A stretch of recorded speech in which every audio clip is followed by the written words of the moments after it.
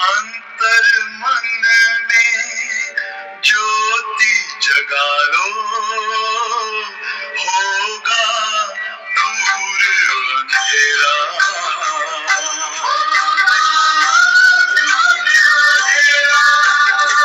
शिव का कर लो ध्यान, आ रहा पावन पुण्य सवेरा।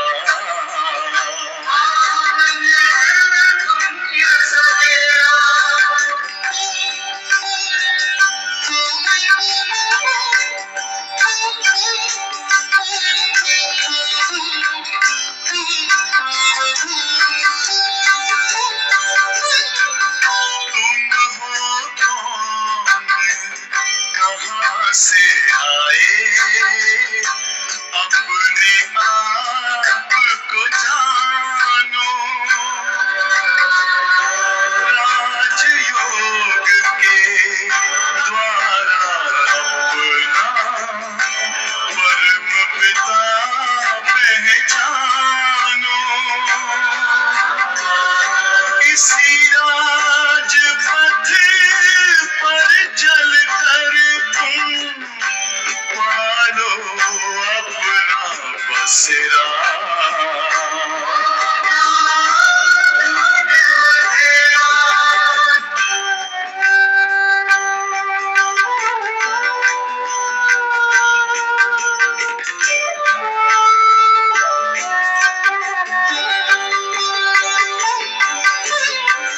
तुम हो आत्मा तन से प्यारे, परमात्मा को प्यारे।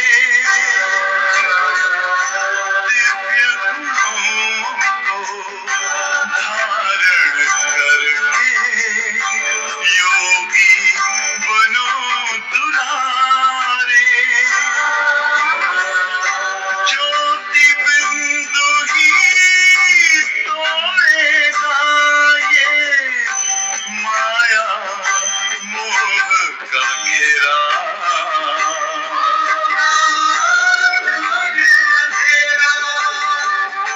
अंतर मन में ज्योति जगा लो, होगा दूर अंधेरा।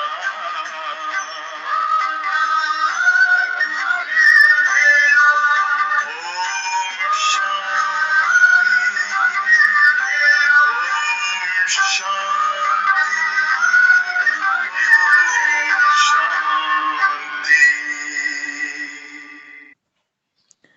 ओम शांति। आज बाबा के 4 जनवरी के साकार मुरली के महावाक्य सुनेंगे। मीठे बच्चे, मुख्य है याद की यात्रा। याद से ही आयु बढ़ेगी, विकर्म विनाश होंगे। याद में रहने वालों की अवस्था बोलचाल बहुत फर्स्ट क्लास होगा। मीठे बच्चे, मुख्य है याद की यात्रा। याद से ही आयु बढ़ेगी, विकर्म विनाश होंगे। याद में रहने वालों की अवस्था बोलचाल बहुत फर्स्ट क्लास होगा। प्रश्न है कि तुम बच्चों को देवताओं से भी जास्ती खुशी होनी चाहिए, क्यों? उत्तर, क्योंकि तुमको अभी बहुत बड़ी लॉटरी मिली है। भगवान तुम्हें पढ़ाते हैं। सतयुग में देवता देवताओं को पढ़ाएंगे। भगवान तुम्हें पढ़ाते हैं। सतयुग में देवता देवताओं को पढ़ाएंगे। यहाँ मनुष्य मनुष्यों को पढ़ाते हैं, लेकिन तुम आत्माओं को स्वयं परमात्मा पढ़ा रहे हैं। तुम अभी स्वदर्शन चक्रधारी बन रहे हो। तुम्हारे में सारी नॉलेज है, देवताओं में यह नॉलेज भी नहीं। एक बार उत्तर वापस रिपीट करेंगे। क्योंकि तुमको अभी बहुत बड़ी लॉटरी मिली है, भगवान तुम्हें पढ़ाते हैं। सतयुग में देवता देवताओं को पढ़ाएंगे। सतयुग में देवता देवताओं को पढ़ाएंगे। यहाँ मनुष्य मनुष्य को पढ़ाते हैं। लेकिन अभी संगम युग ही एक ऐसा है जहाँ परमात्मा शिव हम बच्चों को, ब्राह्मण आत्माओं को, अपने बच्चों को पढ़ाते हैं। यहाँ मनुष्य मनुष्यों को पढ़ाते हैं, लेकिन तुम आत्माओं को स्वयं परमात्मा पढ़ा रहे हैं। तुम अभी स्वदर्शन चक्रधारी बन रहे हो। तुम्हारे में सारी नॉलेज है। देवताओं में यह नॉलेज भी नहीं। गीत है जाग सजनिया जाग। ओम शांति। नए युग में होते हैं देवी देवताएं, हैं वह भी मनुष्य, परंतु उन्हों के गुण देवताओं जैसे होते हैं। वह है वैष्णव डबल अहिंसक। अभी मनुष्य डबल हिंसक हैं, मारा मारी भी करते, काम कटारी भी चलाते। इसको कहा जाता है मृत्यु लोक, जिसमें विकारी मनुष्य रहते हैं। उसको कहा जाता है देवलोक, जिसमें देवी देवता रहते हैं। वह डबल अहिंसक थे, उन्हों का भी राज्य था। कल्प की आयु लाखों वर्ष की होती तो कोई बात का ख्याल भी नहीं आता। आजकल कल्प की आयु कम करते जाते हैं, कोई 7,000 वर्ष कहते, कोई 10,000 कहते। यह भी बच्चे जानते हैं कि बाप है ऊंचे ते ऊंचा भगवान, और हम उनके बच्चे रहते हैं शांति धाम में। हम पंडे हैं रास्ता बताने वाले। इस यात्रा का कोई वर्णन है नहीं, भल गीता में अक्षर है मन मना भव, परंतु उनका अर्थ क्या है? अपने को आत्मा समझ बाप को याद करो, यह किसकी बुद्धि में नहीं आता। जब बाप आकर समझाएं तब किसकी बुद्धि में आए। इस समय तुम मनुष्य से देवता बनते हो। मनुष्य यहाँ है, देवता सतयुग में होते हैं। बरोबर तुम अभी मनुष्य से देवता बनते हो।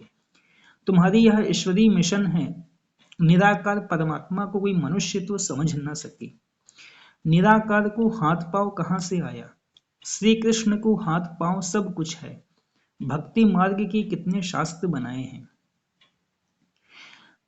अब तुम बच्चों के पास चित्र आदि तो बहुत हैं। चित्र से याद आती है कि इस चित्र पर यह समझाएं। और भी बहुत चित्र बनते जाएंगे। एकदम ऊपर आत्माओं का भी दिखाना है। आत्माएं ही आत्माएं दिखाई देंगी। फिर सूक्ष्म वतन, उनके नीचे मनुष्य लोग भी बनाएंगे। मनुष्य कैसे पिछाड़ी में आकर फिर ऊपर चढ़ते हैं, यह दिखाएंगे। दिन प्रतिदिन नई इन्वेंशन निकलती जाएगी। अब जितने चित्र हैं उतनी सर्विस भी करनी है। फिर ऐसे ऐसे चित्र बनेंगे जिससे मनुष्य जल्दी समझ जाएंगे। झाड़ बहुत जल्दी बढ़ता जाएगा। कल्प पहले जिसने जो पद पाया होगा, जो रिजल्ट निकली होगी, वही निकलेगी।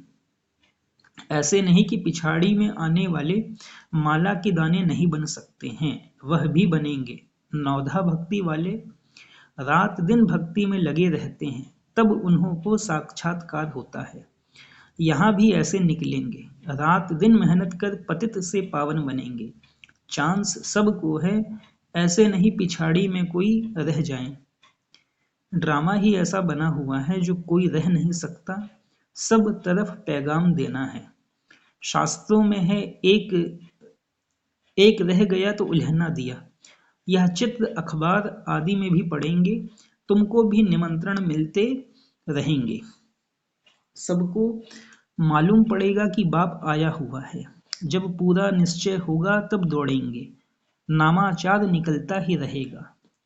नवयुग सतयुग को ही कहा जाता है। नवयुग अखबार भी निकलती है।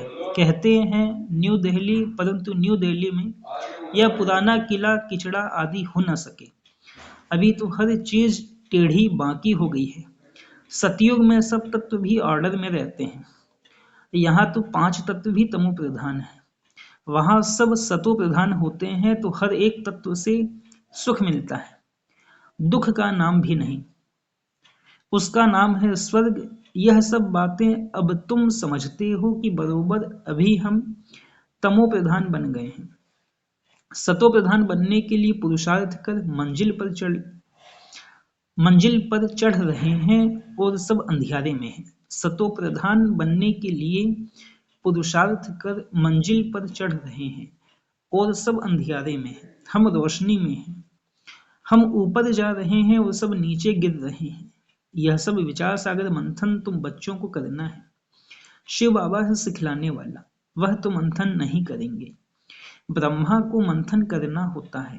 तुम सब विचार सागर मंथन कर समझाते हो। कोई का तो मंथन बिल्कुल नहीं चलता।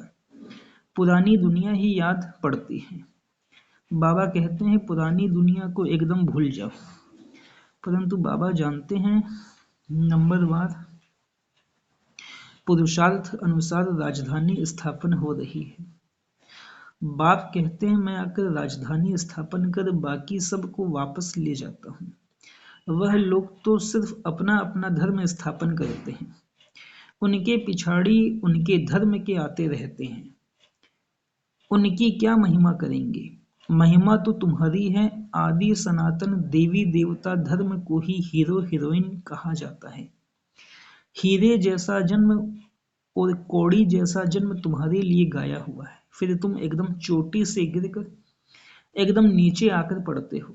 तो इस समय तुम बच्चों को देवताओं से भी ज्यादा खुशी होनी चाहिए, क्योंकि तुमको लॉटरी मिली है। तुम्हें अब भगवान पढ़ाते हैं, वहां तो देवता देवताओं को पढ़ाएंगे, यहाँ मनुष्य मनुष्यों को पढ़ाते हैं, और तुम आत्माओं को परम पिता परमात्मा पढ़ाते हैं। फर्क हो गया ना? तुम ब्राह्मणों ने राम राज्य और रावण राज्य को भी समझा है। अब तुम जितना श्रीमत पर चलेंगे उतना ऊंच पद पाएंगे। अज्ञान काल में जो करते हैं वह उल्टा ही होता है। छोटेपन में सगीर बुद्धि होती है, फिर बालिग बुद्धि होती है, 16-17 वर्ष के बाद सगाई होती है। आजकल तो गंद बहुत है, गोद वाले बच्चे की भी सगाई करा लेते हैं, फिर लेना देना शुरू कर लेते हैं। वहां शादियां कितनी रॉयल होती हैं, तुमने सब साक्षात्कार किया है। जितना आगे बढ़ते जाएंगे तो तुम सब साक्षात्कार करेंगे। अच्छे फर्स्ट क्लास योगी बच्चों की आयु बढ़ती जाएगी। बाप कहते हैं योग से अपनी आयु बढ़ाओ। बच्चे समझते हैं योग में हम ढीले हैं, याद में रहने लिए माथा मारते हैं, परंतु रह नहीं सकते, घड़ी घड़ी भूल जाते हैं। वास्तव में यहाँ वालों का चार्ट बहुत अच्छा होना चाहिए। बाहर तो गोरख धंधे में रहते हैं, बाप को याद करते करते यहाँ ही तुमको सतो प्रधान बनना है। कम से कम भोजन बनाते काम करते 8 घंटा मुझे याद करो, तब कर्मातीत अवस्था अंत में होगी। कोई कहे मैं 6-8 घंटा योग में रहता हूँ तो बाबा मानेगा नहीं। बहुतों को लज्जा आती है, चार्ट नहीं लिखते हैं, आधा घंटा भी याद में नहीं रह सकते। मुरली सुनना कोई याद नहीं है, यह तो धन कमाते हो। याद में तो सुनना बंद हो जाता है, याद में तो सुनना बंद हो जाता है।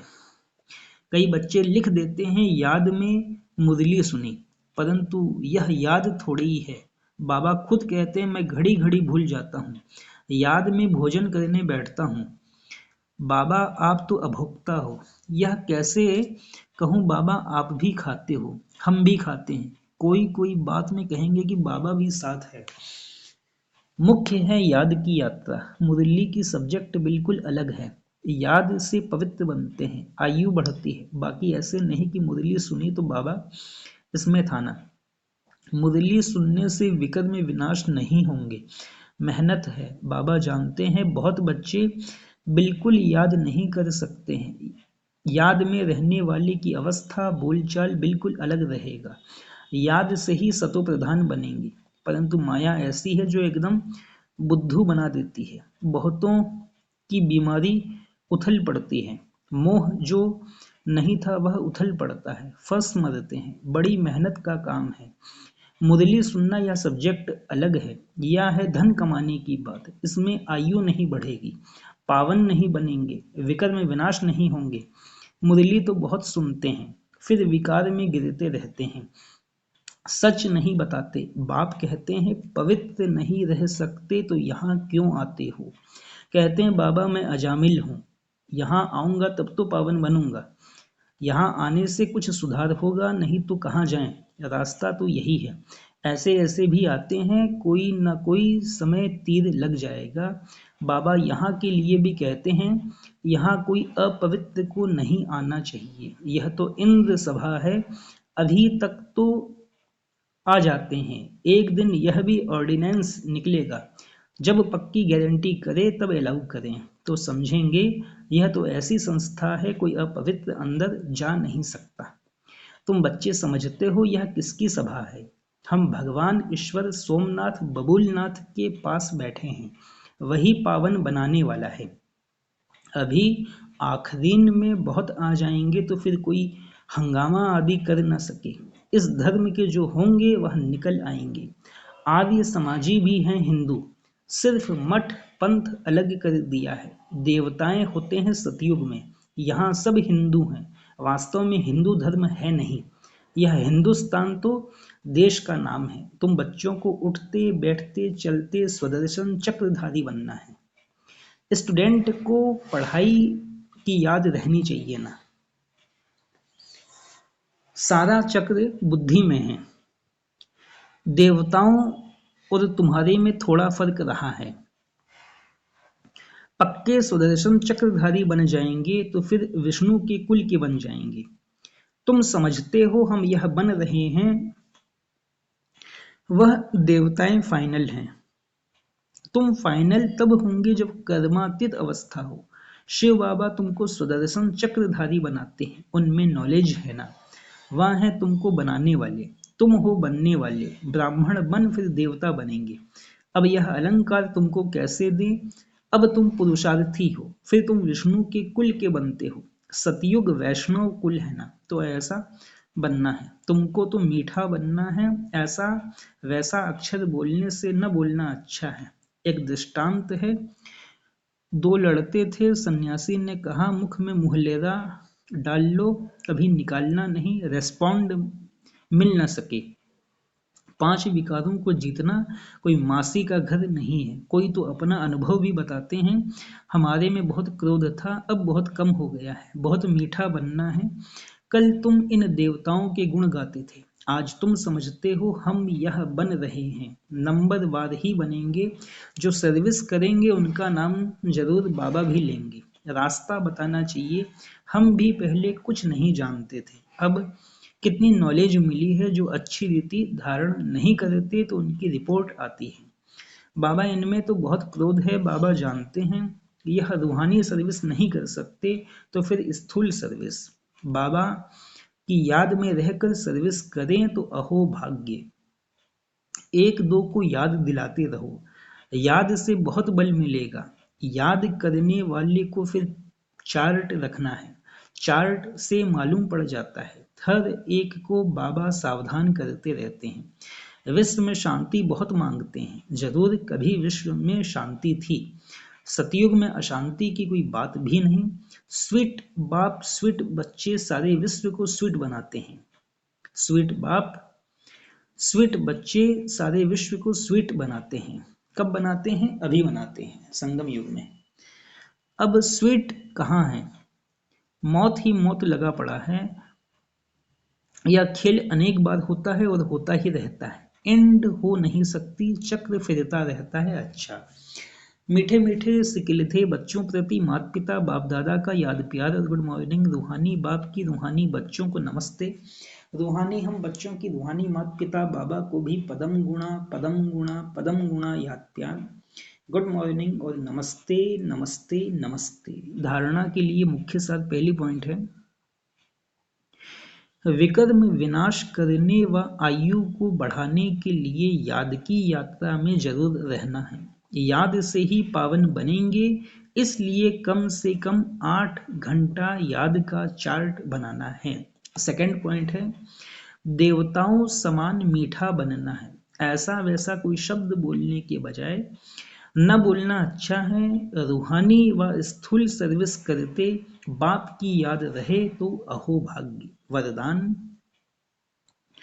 सेवा में रहते कर्मातीत स्थिति का अनुभव करने वाले तपस्वी मूर्त भव।